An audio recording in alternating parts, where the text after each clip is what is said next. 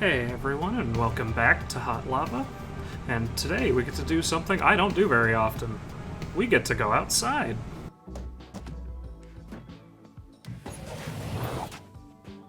You ready to play with the big kids? Don't embarrass me, okay? Yes, the second world of Hot Lava is, in fact, the playground. So why don't we just kick it off with the first level here.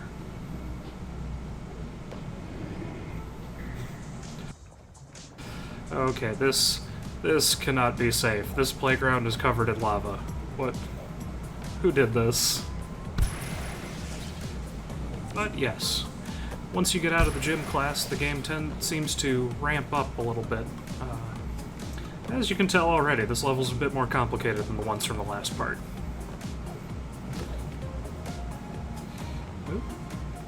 Alright, clear the basketball court, and now we get into... Okay, even with the lava, I would have loved playing on this as a kid. All the playgrounds I can remember were usually a lot smaller than this.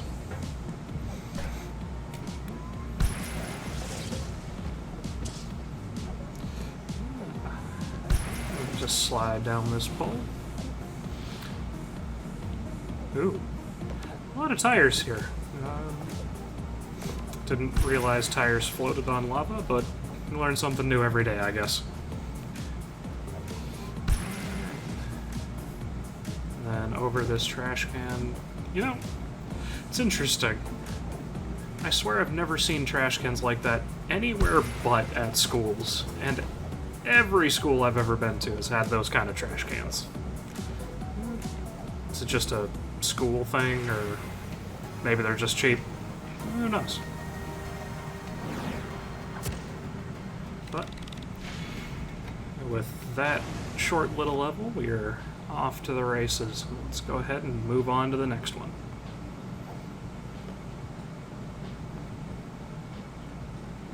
It's a little weird seeing a playground like this with just nobody else around.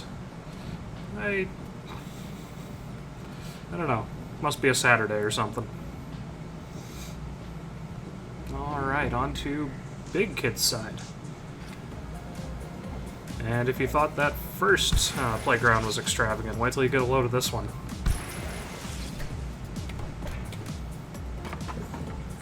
Look at this. You got a climbing wall almost with these little plastic platforms. That's not safe. Bet the kids love it though. Run across this little beam.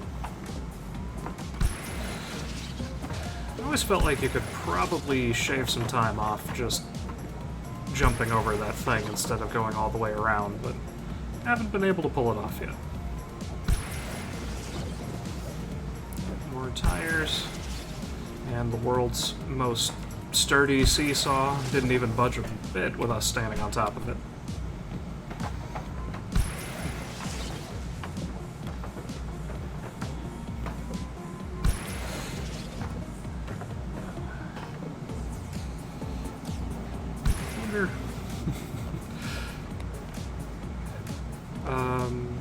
Are those are picnic tables on top of the giant rock pillars. Lunch must be very exciting around here.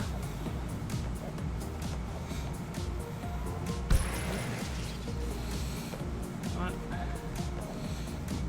the end of this one's got a lot of really tight jumps in it, so gotta be careful on this part if you're trying to get through the level quickly. It's very easy to misjudge the distance between the pillars and lose some progress. Somebody helpfully painted a green arrow on the side of the building. That was kind of them. Alright, 2 levels down.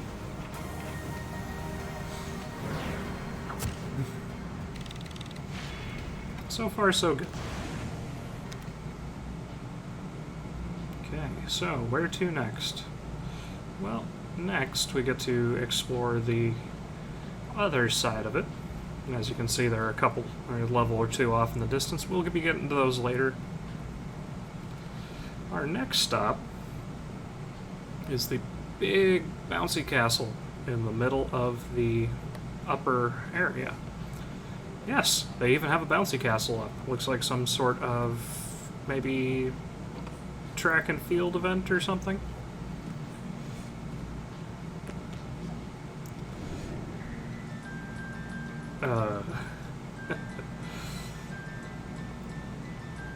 That song has always been a little bit sinister in my mind. That's... good thing it stopped. Yep, but Bouncy Castle is a bit of a unique level because the floor is actually not lava. It is, well, bouncy. Though the obstacles make this look kind of like the set of Wipeout, and... ah, man. Now, there's something that would be perfect for this kind of game. I always wanted to compete in Wipeout, but never had the opportunity. That's what the Tough Mudder's for, I guess. You do want to avoid the ball pit down at the bottom.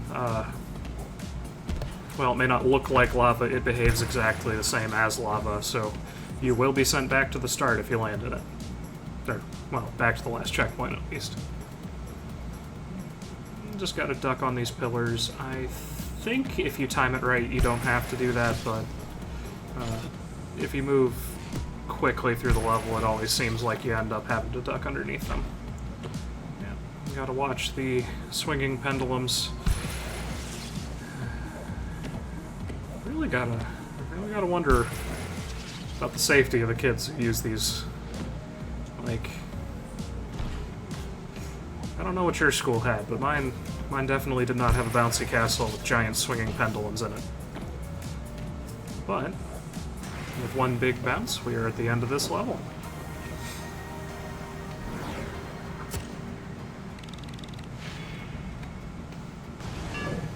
So as you can see here, I actually was able to complete a challenge, which means I get a star, and stars are how you unlock the cosmetics in the game. They don't really seem to deal with too much besides the cosmetics, but if you want to make your character look like, say, a bizarre Seattle space pirate like mine currently looks like, that's just gotta get some stars.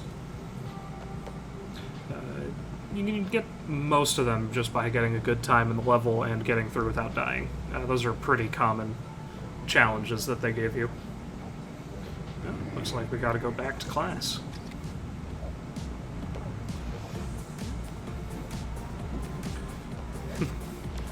As you can see there, just missing the first checkpoint.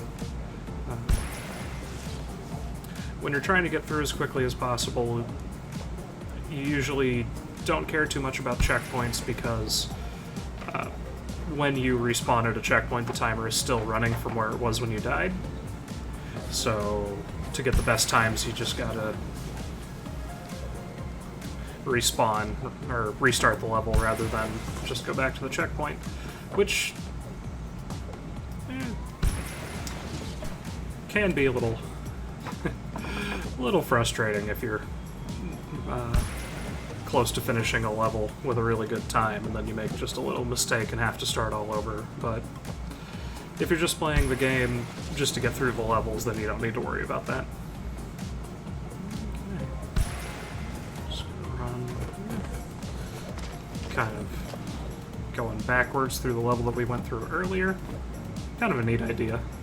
Gives you a different set of obstacles, or at least handling the obstacles in a different way than you had the first time.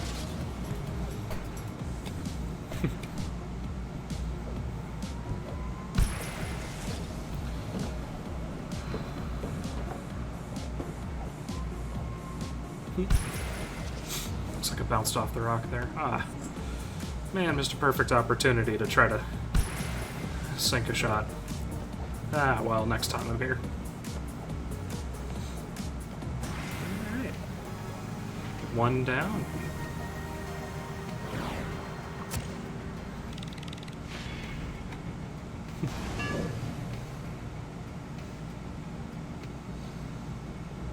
And with that,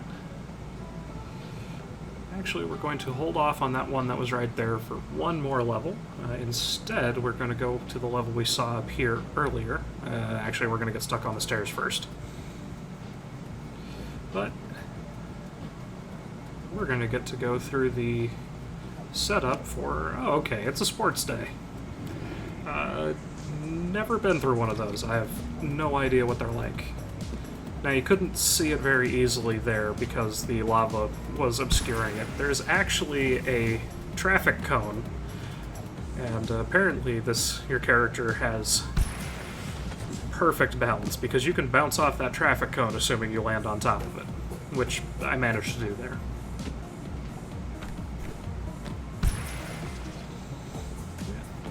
But we're running through a lot of low platforms, so you don't really have a chance to save yourself if you fall off. Sometimes when you walk off an edge, you have maybe a second or so where if you hit the jump button, your character will jump like nothing happened. Not so much on this level because the floor is so low. I don't know, those poor people's cups.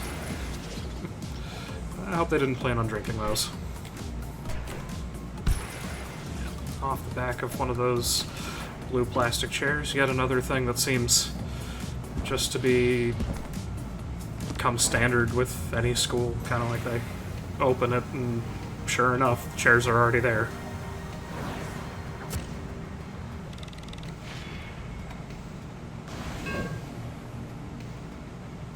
And here you can see I actually managed to finish the 3 challenges I hadn't finished yet. So it was a pretty good run there.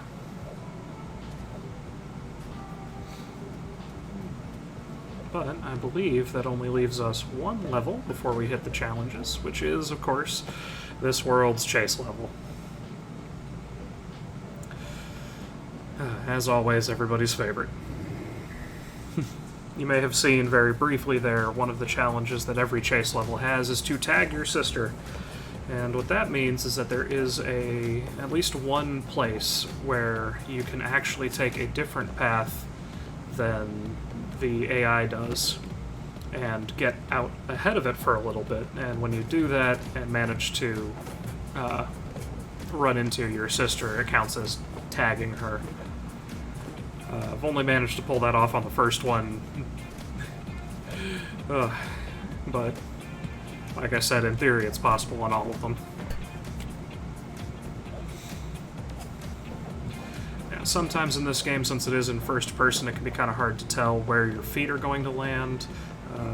When you see me looking at the ground, that's because sometimes in a series of jumps like that, I just want to make sure I'm not about to throw myself into the lava. But relatively painless chase level there, so that should just leave us the challenges. Or the trials.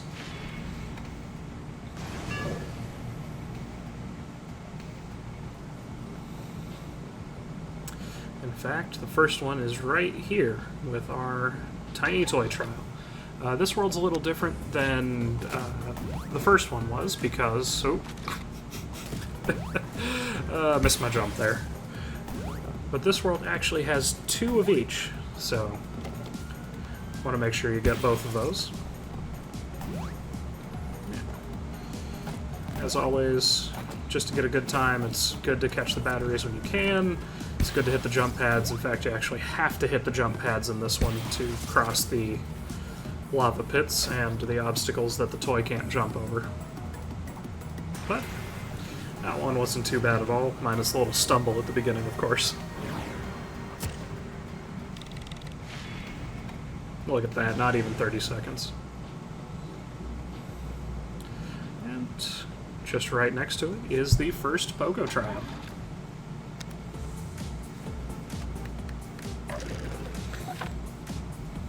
And here they actually change it up a little bit. Because the first one just had that handful, and you may notice there were only 5 in the starting area. But in the bottom right, you can actually see that there are 10 little marks. That's because once you get the first 5, it moves you to a new area where you can gather those. Yep, so this is when they start introducing trials with multiple segments to them.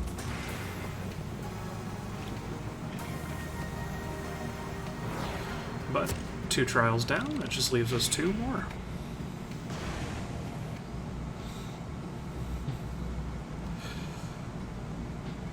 And don't even have to go very far to find the second Pogo Trial. It's practically just around the corner. But as you can see, a little bit more spread out this time, so to beat my previous best, it's going to be a little bit tougher. That's with the Pogo Trials especially. It's important to get good times. You need to, well, not do what I did right there. Don't accidentally miss the checkpoints, but also try to think about what the best order to get them would be. Well, the nice thing is, after you've done it the first time, you don't really need to go back and do it. And I just, when there's room for improvement, I like trying to do a little better than I did before. Catch this one over here at the basketball court, and now we have the difficult task of navigating, navigating the playground in a pogo stick. Guarantee playground security would definitely not approve of that one.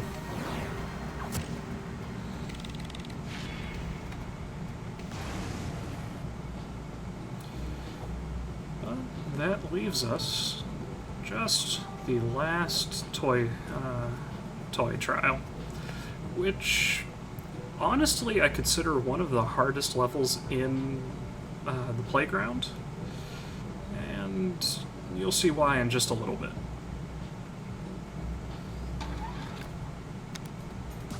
That is because it starts with all of these tight little jumps, so I'm... yeah, as you can see, the first several jumps, the lava is practically right there.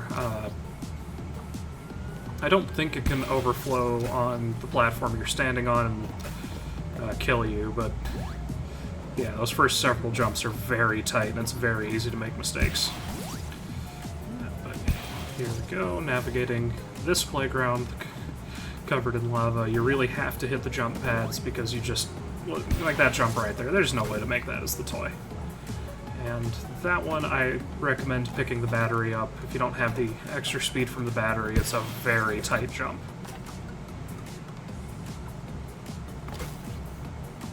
In fact, I actually back up there just to make these ones a little easier.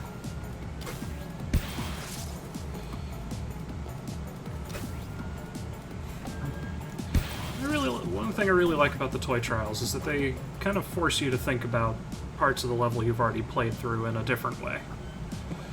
You noticed a little earlier I had to use the tire at the bottom of the pole as a platform. In a normal level, your character's too big to even worry about that, but because you're doing the toy trial, it is actually something you need to worry about. Here we go. Get the batteries when you can, just a piece of advice.